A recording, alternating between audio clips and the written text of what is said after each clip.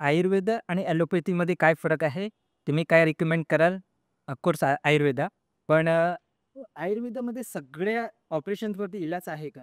एक लक्षात घ्या, आयुर्वेद हे पण शास्त्र आहे, ॲलोपॅथी हे पण शास्त्र आहे. दोघांना प्रत्येकाच्या मर्यादा आहेत.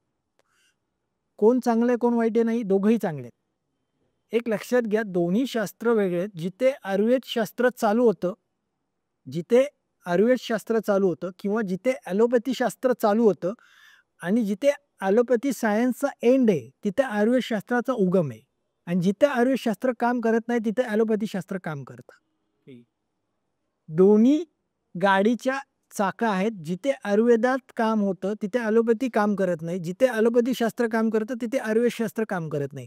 त्याच्यामुळे दोघांचा साधायचंय, दोघांना इंटिग्रेट करायचंय आणि जिथे ज्याला ज्या पेशंटला ज्याची गरज आहे, ती गोष्ट तिथे वापरायची आहे.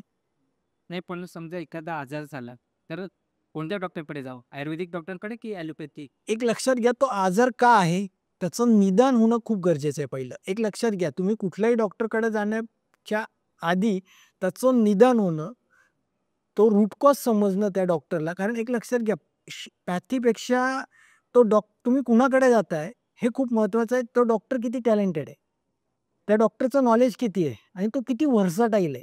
कारण एक लक्षात घ्या, ज्या डॉक्टरने सगळ्या वेगवेगळ्या शास्त्राचं नॉलेज घेतलंय, तो डॉक्टर श्रेष्ठ.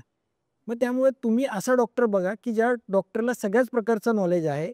मग तो तुम्हाला योग्य सल्ला देऊ शकेल, की नक्की कुठल्या शास्त्राकडे जायचंय. आणि एक लक्षात घ्या, मी जेन्युइन सांगतो, की आता जिथे मणका पुढे गेलाय, अँट्रोलिस्थेसिस झालंय, तिथे आम्ही पेशंटला सांगून टाकतो, की ही माझ्या शास्त्रामध्ये याच्यासाठी ट्रीटमेंट नाहीये, तुम्ही ऑपरेशन करून घ्या. पण जिथे रिट्रोलिस्थेसिस झालाय, डिस्क हर्निएशन झाली, गादी बाहेर आली, चकती दबून नसा चोकअप होतात, तिथे ऑपरेशन 100% वाचतं. आयुर्वेदामध्ये अशा अजून आता तुम्ही मणक्याच्या आजारांवरती उपचार करता, की बिना ऑपरेशन. शस्त्रक्रिया तुम्ही बिना ऑपरेशन तुम्ही ते करता. असे अजून कोणते आजार आहेत किंवा असं किती आजार आहेत जे आपण बिना ऑपरेशन करू शकतो? म्हणजे आयुर्वेदाच्या मदतीने?